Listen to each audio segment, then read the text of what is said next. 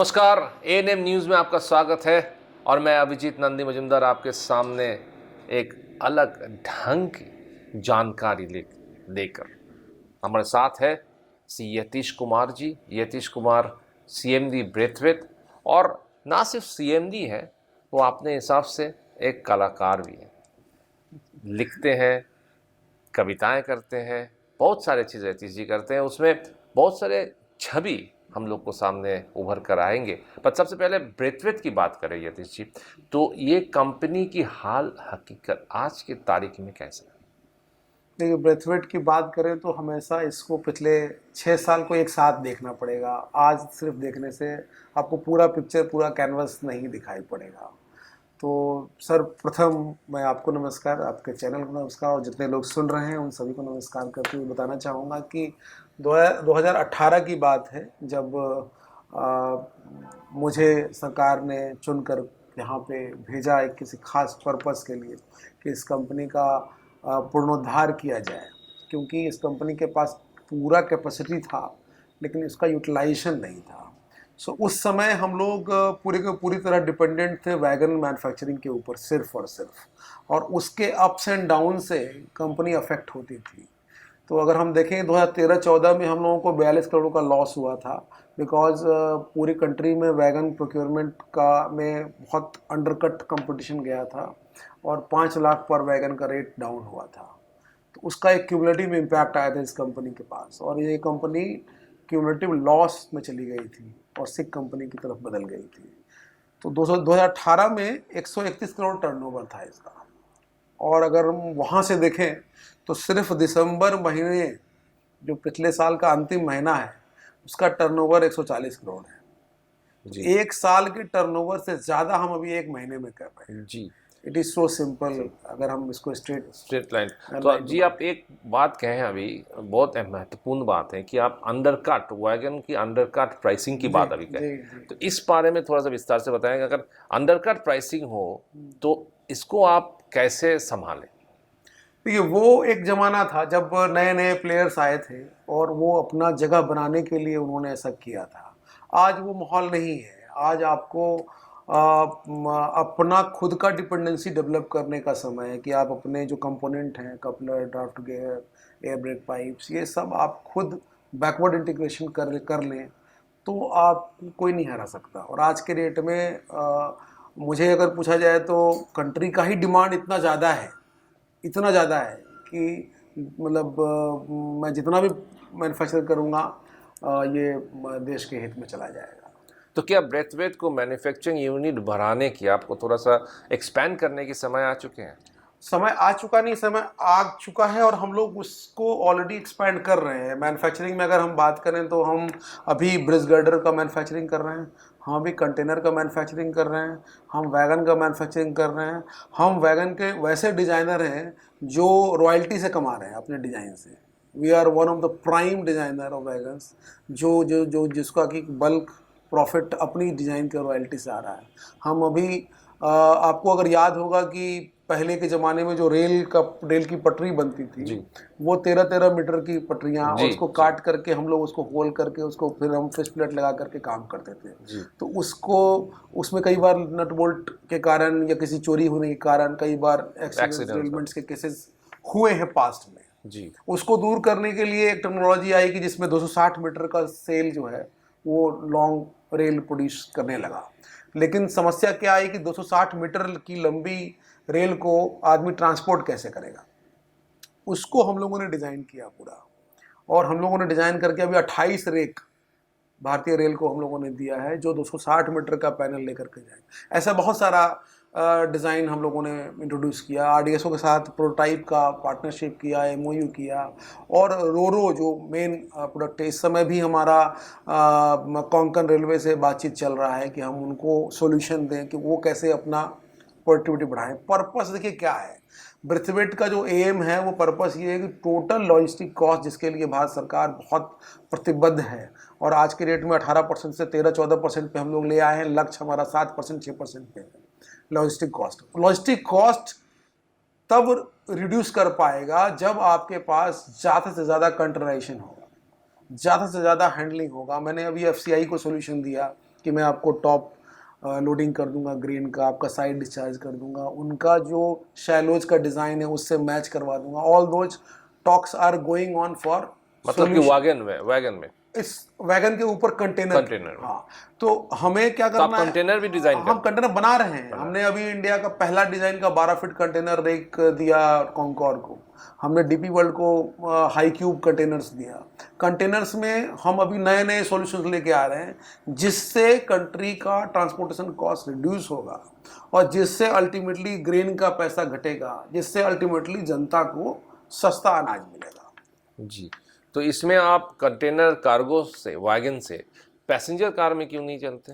देखिए, passenger car में जा सकते हैं, sky is no limit, but हमको अगर दिख रहा है कि मैं जिस क्षेत्र में हूँ ऑलरेडी, उस क्षेत्र में ही बहुत ज़्यादा अभी मैन्युफैक्चरिंग करने की संभावना है। मुझसे तो मतलब कई इंटरव्यू में पूछा गया कि आप एक्सपोर्ट क्यों नहीं कर रहे, तो मेरा जवाब बहुत साफ साफ है कि हमको अगर डोमेस्टिक डिमांड ही इतना है कि मैं अपने देश की सेवा पहले करूंगा, तभी तो मैं विदेश की सेवा कर पाऊंगा। तो आज के डेट में जो हमारे माननीय प्रधानमंत्री जी का संदेश है या हमारे रेल मंत्री जी की जिस तरह से 3 ईयर फोरकास्ट कर रहे हैं हर टेंडर का ये पहली बार हो रहा है जब 3 साल का फोरकास्टिंग आ रहा है कि 3 साल के वैगन की रिक्वायरमेंट क्या है। इसके पहले एज ए वैगन मैन्युफैक्चरर 6 साल में हम लोग बोलते थे कि भाई हर बार एनुअल रिक्वायरमेंट सिर्फ आप लोग देते हैं, तो एनुअल रिक्वायरमेंट से आदमी अपने प्लांट में उस तरह का केपेक्स इन्फ्यूजन नहीं कर पाता है। अगर हमको 6 साल का हॉराइजन दे, कोई आदमी 5 साल का हॉराइजन दे, तो आदमी उस तरह के केपेक्स हॉराइजन पे लाएगा, जो कि हुआ। बहुत सारे नए नए वेंडर्स पैदा हुए, वह बहुत सारे कपलर मैन्युफैक्चरर, बोगी मैन्युफैक्चरर, पहले 4 बोगी मैन्युफैक्चरर, कभी 8 बोगी मैन्युफैक्चरर, पहले 5 कपलर मैन्युफैक्चरर, 10 कपलर मैन्युफैक्चरर। ये जो चीज़ आई वो इसलिए आई क्योंकि पहली बार सरकार ने आपको एक बड़ा लक्ष्य दिया कि अगले 3 साल में ये ग्रोथ होगा। 54,000 वैगन का टेंडर हिस्ट्री में पहली बार। तो मुझे ये दिखा कि जब मुझे सेफ रहते हुए, बिकॉज आपको पता ही है कि कंपनी सिख थी, सिख से हम मिनी रत्ना बने। ये एक जर्नी है ना, मिनी रत्ना 1 सीधा बने, 2 भी नहीं, हम 2 को भी बाईपास कर गए। तो ये इस ऐसा करते समय होता क्या है कि हमारा टर्नओवर 131 से 1200 करोड़ तक जा रहा है, तो आपको डेफिनेटली पता है कि इसमें 70% जो है वो वर्किंग कैपिटल चाहिए होता है। तो आप सोचिए कि कितने बैलेंस तरीके से मुझे अपना वर्किंग कैपिटल को रोटेट करने की जरूरत पड़ती है। दैट मीन्स कि आपको पूरा बालकनी व्यू देखना है, आपको पूरा पिक्चर क्लियर देखना है, सप्लाई चेन मैनेजमेंट पूरा कंट्रोल करना है। कहीं भी गड़बड़ाया तो बिकॉज आपका बेस नहीं है, you will bounce back to the old position, zero. तो जीरो ये ताश का पत्ता है जी, अगर आप ध्यान नहीं दीजिए सब भस्म हो जाएगा जी। ठीक है, it calls for a very very intimate ownership which has been done in this plant। and मेरा जितना टीम है उसका इनिशियल एवरेज एज 55 प्लस था। ठीक है, हमने 300-400 लोगों को रिक्रूट किया है डायरेक्टली और इनडायरेक्टली, और अभी हम एवरेज एज को रिड्यूस करके 40 ईयर पे लेके आए हैं जी। ठीक है, तो ये है वहाँ यहाँ ब्रेथवेट का चेंज और विजन। नहीं, मगर इसमें आप अगर आपके पास अगर काम है बनाने की, आपने सोच रहे हैं कि और ज़्यादा बनाया जाए, तो आपके पास जगह भी होनी चाहिए कि आप जगह ले रहे हैं। मैं एक्सपोर्ट की बात नहीं कर रहा, मैं कह रहा हूँ कि इंटरनली जो आपके पास में जो अभी जी आया है। आपका प्रश्न बहुत सही है, और मैं आपको ये बता दूं कि यहाँ पे जो प्लांट मेरा है वो वैगन से के लिए डेडिकेटेड है, और हमारा जो एंगस प्लांट है जहाँ पे हम गर्डर के लिए, कंटेनर के लिए, और वहाँ मेरे पास 60 एकड़ ज़मीन वहाँ है जिसको हम लोग एक्सपैंड कर रहे हैं जी। हमारा एक कैपेक्स प्लान है 27 करोड़ का, तो जैसे जैसे हम अर्न करेंगे वैसे वैसे हम इन्फ्यूज़ करेंगे। We are not taking any long term loan from market. जो हमारा सरकार का लोन था 10 करोड़ वो भी हमने वापस कर दिया। तो हमारा जो इस समय स्ट्रेटजी है कि पहले हमारी डिपेंडेंसी 100% में से 94% मैन्युफैक्चरिंग के ऊपर थी जी, और बदलते जो वातावरण है उसको देखते हुए हमने इसको सर्विस ओरिएंटेशन की तरफ बढ़ाया जी। और हम लोग वैगन का सर्विस, क्रेन का service, technology solution, solar solution, ये सब देते देते अभी हम 48% मैन्युफैक्चरिंग पर ले आए हैं। So what we are envisaging a very thin balance between manufacturing and servicing and 50-50 is the ideal ratio। इससे क्या होगा कि आपको किसी एक काम में नुकसान भी होगा तो उसकी भरपाई दूसरा काम कर सकता है। तो इसके तहत हम लोग 11 वर्टिकल्स खोल पाए।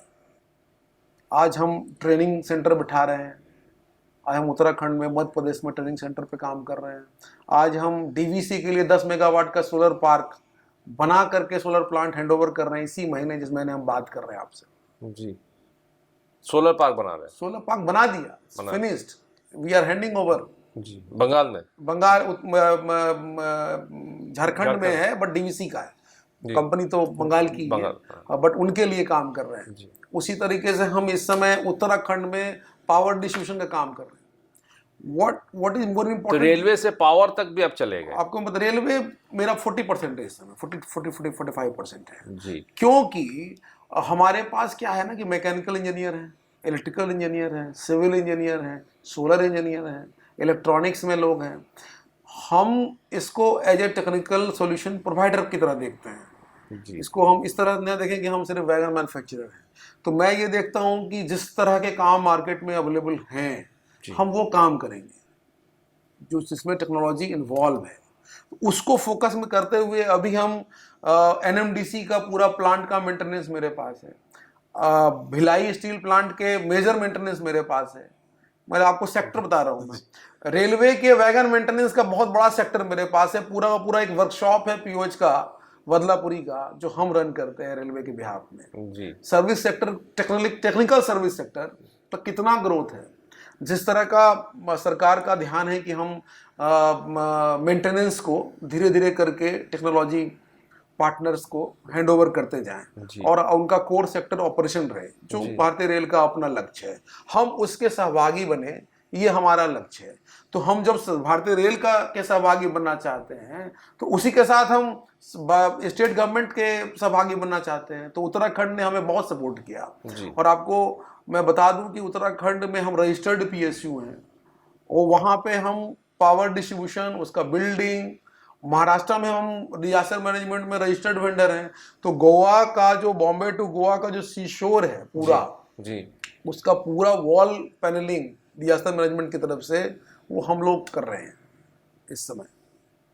तो रेलवे से आगे बहुत बढ़ चुके हैं, बहुत बढ़ चुके हैं। मैं वही कहना चाह रहा हूँ कि there are n number of things which we are doing, n number. अभी हम आपको बता दूं तो बंगाल में हम पूरा टाटा प्रोजेक्ट के साथ टाई अप करके हम फिल्टर प्लांट्स लगा रहे हैं। जी, अभी 100 वैसे फिल्टर प्लांट्स जो गाँव में लगेंगे, उसके प्रोजेक्ट्स हैं हमारे पास। 51 लगा चुके हैं और 49 अभी रास्ते में है। जी, तो इसका is the limit for Braithwaite. इसका तो वो ब्रेथवेट का जो एक छवि था कि ये रेलवे की संस्था है, तो रेलवे की संस्था रेलवे पर ही काम करते हैं, ये छवि को आपने थोड़ा सा बदल दिया है, थोड़ा सा नहीं बल्कि बहुत बदल दिया है। कोशिश तो है, क्योंकि 52% अगर बाहर के काम हो रहा है, 48% रेलवे की काम हो रहा है, तो बहुत सारे काम, बहुत सारे वर्टिकल्स करके ब्रेथवेट को आप एक नया दिशा दिए हैं। ये तो हम कह सकते हैं इसमें, इसी हिसाब से। तो आने वाले एक सवाल इसको ब्रेथवेट को लेकर मैं जो आखिरी सवाल पूछूंगा ये है कि आने वाले दिनों में आप क्या विजन लेके रह सकते हैं ब्रेथवेट के लिए? देखिए, आने वाले दिनों में हमारे पास जो दो चीज़ें बहुत साफ साफ रहेंगी। एक तो 50-50 रेशियो, जो मैंने कहा कि हम 50% मैन्युफैक्चरिंग करेंगे और 50% हम सर्विस सेक्टर में रहेंगे। उस सर्विस सेक्टर का एक उदाहरण मैं आपको दे सकता हूँ कि मेरी मंशा है कि मैं अभी एफसीआई टेंडर करेगा, ठीक है, जो उसके पूरे अन्न जितने हैं उसका पूरा ट्रांसपोर्टेशन, सप्लाई, उसका पूरा सप्लाई चेन मैनेजमेंट, वो एक कंपनी को देखना है, ठीक है। Being a manufacturer of wagon, I know my subject. If I sandwich with service provider, then I can take entire business model and that will be contributed to reduction in logistic cost of country. तो सच projects, वैसे projects जिसमें logistic cost reduction की संभावना रहेगी, Brathwaite वहां आपको मिलेगा। जी, ये मेरा ध्येय है। और सोलर में आप हमको पाएंगे, लगभग हर जगह पाएंगे। सोलर और सप्लाई चेन मैनेजमेंट, यही दोनों ये दो बहुत लक्ष्य लेके कोर सेक्टर रहेगा, कोर सेक्टर, ये अदर देन वैगन मैन्युफैक्चरिंग, और अदर देन ब्रिज। जैसे आपको मैं बताऊं, साउथ ईस्टर्न रेलवे के लिए हम 50 करोड़ का थर्ड लाइन बना रहे हैं बालासोर में। बालासोर में full bridge, full construction of the bridge, 90% काम खत्म हो चुका है। जी, लोग ब्रेथवेट को वैगन मैन्युफैक्चर करते हैं, हम जबकि जाने जाते हैं ब्रिज के लिए। एक समय था जब हावड़ा ब्रिज, हमारा कंट्रीब्यूशन था। जी। तीनों ब्रिज जो हुगली पे हाँ, है, हाँ। उस तीनों में कहीं न कहीं ब्रेथवेट रहा है। तो मेरी बड़ी इच्छा थी कि हम वापस वहां आए। आए। तो Balasore is one example which जी। Will prove Braithwaite worth. And one more thing, जो हमारे माननीय रेल मंत्री जी का ध्येय रहा है कि स्पीड बढ़ाना है जी। रेल का।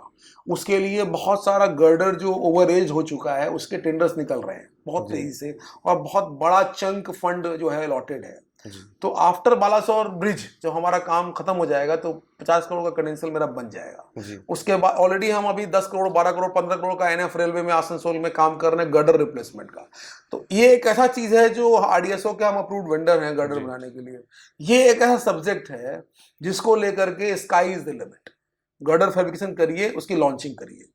इसमें मतलब 10,000 मेट्रिक टन का मतलब एनुअल कंजम्पशन है एक एक जोन का।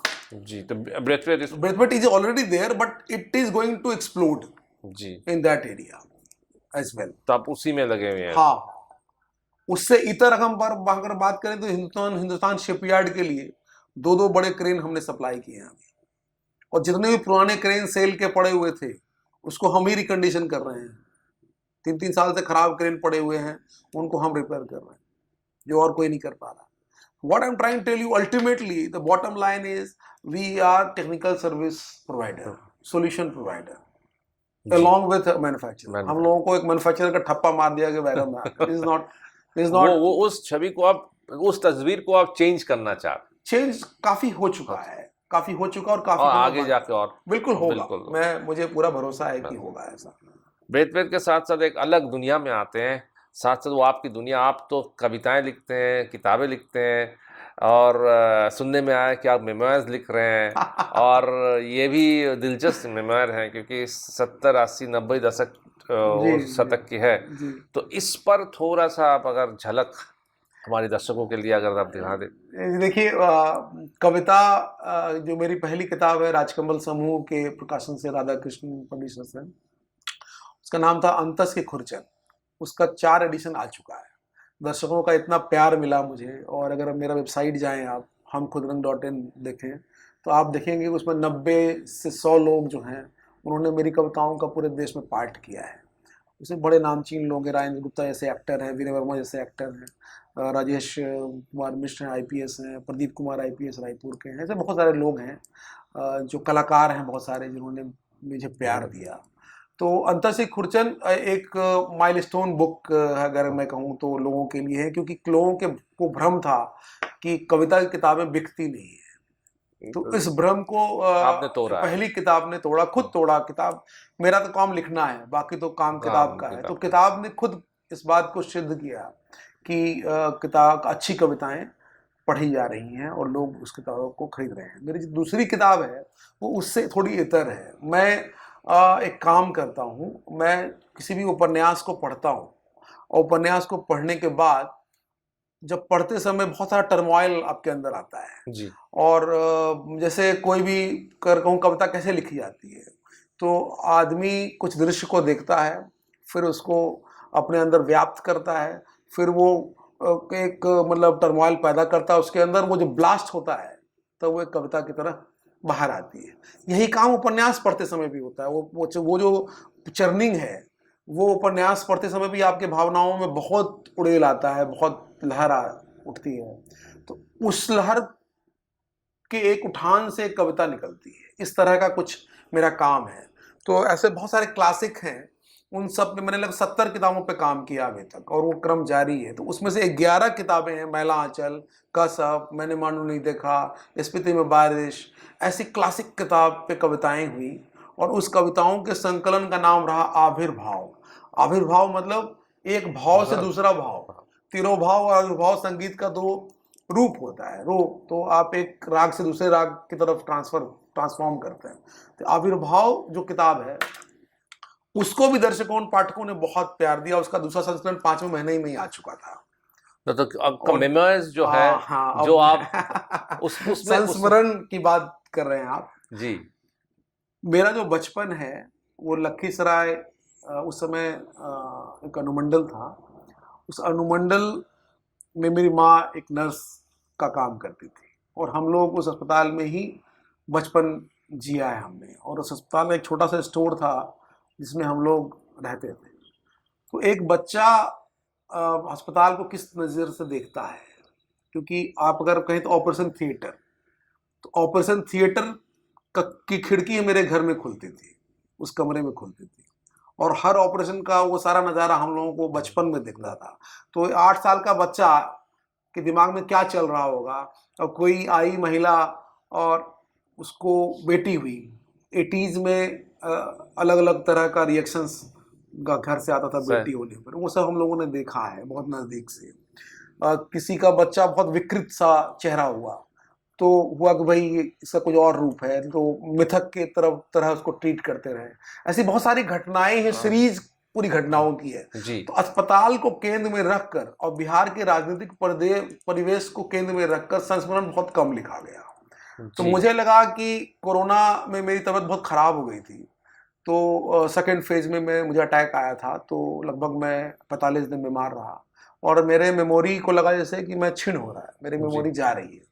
तो इस डर से मैंने किताब लिख डाली कि इससे पहले ये चला जाए और आज का यूथ 80s के बिहार को समझ ना पाए, जहाँ पे बुद्ध लखीसराय में ही है, युद्ध भी वहीं पे है रेत का। इन दोनों के कॉम्बिनेशन को मैंने बहुत नज़दीक से देखा है। मगर साथ ही साथ यतीश जी, आप मानेंगे कि 80 और 90 शतक के बिहार एक अलग बिहार थी, राजनीति की तरफ से एक अलग बिहार थे, क्राइम के अंदर से ये अलग बिहार थे। तो क्या आपकी इस किताब में राजनीति और क्राइम इसका झलक मिले? नहीं, उसका झलक पूरी तरह से है, क्योंकि अस्पताल में तो हर एक क्रिमिनल को आना है, उनका इलाज तो वहीं होना है, तो वो सब का जिक्र है। वो सारी बातें मैं नहीं खोल सकता, फिर भी बहुत सारे ऐसे लोग हैं जिनको बहुत नज़दीक से हम जान पाए, उनका जिक्र वहाँ पे प्रकाश सिंह या टिक्कर सिंह जैसे लोग हैं जिनको हम ऐसे तो कुछ और समझते हैं, लेकिन जब आप नज़दीक जाइएगा, अगर हम टिक्कर सिंह के बारे में बात करें तो 8वीं क्लास तक बंदा टॉप कर रहा था अपने क्लास में। उसके ब्रदर, उनके बड़े भाई किसी से लड़ गए और इनके ऊपर केस हो गया, और फिर ये मजबूरन क्रिमिनल बन गए, फिर वो वापस नॉर्मल लाइफ आए। तो ऐसे बहुत सारी जिंदगियां हम लोगों के बगल से गुजरी हैं, जिसको मुझे लगा कि लिख देना चाहिए। जी आखिरकार मैं एक सवाल और पूछूंगा, इसमें थोड़ा सा हटके है कि इसमें राजनीति की कितना असर आपकी निजी जिंदगी में पड़ा है? देखिए, असर तो देखिए, सबसे अच्छी बात है कि जो भी वहाँ वातावरण हुआ वो एक भट्टी की तरह था। वो अस्पताल और उसका जो परिवेश है वो एक भट्टी की तरह है। तो भट्टी में अगर तपेंगे तो सोना ही बनेंगे आप, है ना। तो मैं ये कहता हूँ कि मैं जो भी आज थोड़ा मोड़ा मुझसे ईश्वर ने करवाया, मैं कर तो कोई भी अगर ये क्लेम करे कि मैंने किया या टर्न अराउंड मैंने किया है, मुझे IIM इंदौर में पढ़ाया जाता है एज ए केस स्टडी, तो ये मैंने नहीं किया है, ये ईश्वर ने मुझे निमित्त बन के चुना है इस काम के लिए, और मैं इसलिए कर रहा हूँ। लेकिन वो इसलिए कर रहा हूँ क्योंकि पात्रता मुझे बचपन में उस स्ट्रगल नहीं दी। मैं वैसा पात्र बना जिसमें ईश्वर बूंद डाल रहा है, तो शायद नहीं कर पाता। हाँ, नहीं कर पाता। वो जो संघर्ष है उसने मुझे इस काबिल बनाया कि मैं उसका पात्र बन पाऊं। जी बिल्कुल, जो संघर्ष और राजनीति और साथ ही साथ क्राइम और रेलवेज और इसमें ब्रेथवेट सब मिलाकर बहुत दिलचस्प एक मामला और बहुत दिलचस्प कहानियां हम लोग को सुनने को मिला। नमस्कार यतीश जी, धन्यवाद हमारे साथ बातचीत करने के लिए, और आपके मेमोइर्स पर हमारी नजर रहेगी। बहुत बहुत धन्यवाद। धन्यवाद, नमस्कार। आप देखते रहिए ANM न्यूज़, और इस तरह की इंटरव्यू लेकर फिर हम लोग हाजिर होंगे। नमस्कार, शुक्रिया।